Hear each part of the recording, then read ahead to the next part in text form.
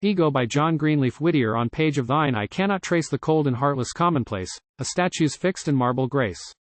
Forever as these lines I penned, still with the thought of thee will blend that of some loved and common friend, who in life's desert track has made his pilgrim tent with mine, or strayed beneath the same remembered shade. And hence my pen unfettered moves in freedom which the heart approves, the negligence which friendship loves.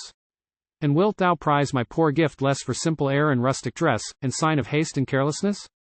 Oh, more than specious counterfeit of sentiment or studied wit, a heart like thine should value it. Yet half I fear my gift will be unto thy book, if not to thee, of more than doubtful courtesy. A banished name from fashion's sphere, a lay unheard of beauty's ear, forbid, disowned, what do they hear? Upon my ear not all in vain came the sad captive's clanking chain, the groaning from his bed of pain. And sadder still, I saw the woe which only wounded spirits know when pride's strong footsteps o'er them go. Spurned not alone in walks abroad, but from the temples of the Lord thrust out apart, like things abhorred.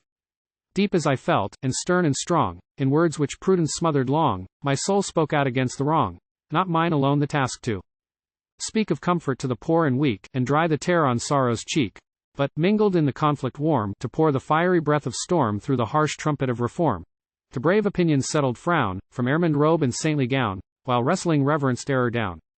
Founts gushed beside my pilgrim way, cool shadows on the greensward lay, flowers swung upon the bending spray. And, broad and bright, on either hand, stretched the green slopes of fairyland, with hope's eternal sunbow spanned, whence voices called me like the flow, which on the listener's ear will grow, of forest streamlets soft and low. And gentle eyes, which still retain their picture on the heart and brain, smiled, beckoning from that path of pain. In vain, nor dream, nor rest, nor pause remain for him who round him draws the battered mail of freedom's cause. From youthful hopes, from each green spot of young romance and gentle thought, where storm and tumult enter not, from each fair altar, where belong the offerings love requires of song in homage to her bright-eyed throng, with soul and strength, with heart and hand, I turn to freedom's struggling band, to the sad helots of our land. What marvel then that fame should turn her notes of praise to those of scorn, her gifts reclaimed, her smiles withdrawn? What matters it? A few years more, life's surge so restless heretofore shall break upon the unknown shore. In that far land shall disappear the shadows which we follow here, the mist wreaths of our atmosphere.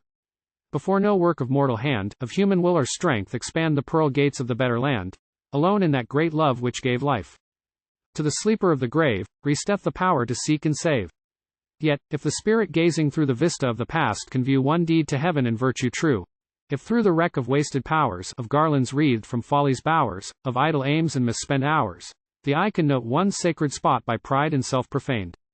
Not, a green place in the waste of thought, where deed or word hath rendered less the sum of human wretchedness, and gratitude looks forth to bless the simple burst of tenderest feeling from sad hearts worn by evil dealing, for blessing on the hand of healing.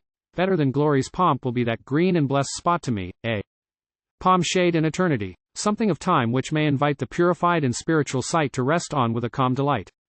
And when the summer winds shall sweep with their light wings my place of sleep, and mosses round my headstone creep, if still, as freedom's rallying sign, upon the young heart's altars shine the very fires they caught from mine.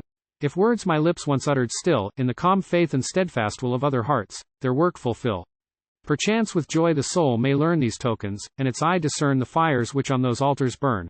A marvelous joy that even then, the spirit hath its life again, in the strong hearts of mortal men.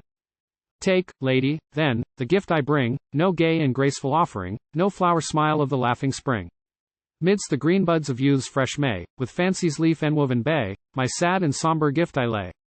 And if it deepens in thy mind a sense of suffering humankind, the outcast and the spirit blind, oppressed and spoiled on every side, by prejudice, and scorn, and pride, life's common courtesies denied, sad mothers mourning o'er their trust, children by want and misery nursed, tasting life's bitter cup at first, if to their strong appeals which come from fireless hearth, and crowded room, and the close alley's noisome gloom, though dark the hands upraised to thee in mute beseeching agony, thou lend'st thy woman's sympathy, not vainly on thy gentle shrine, where love, and mirth, and friendship twine their varied gifts, I offer mine.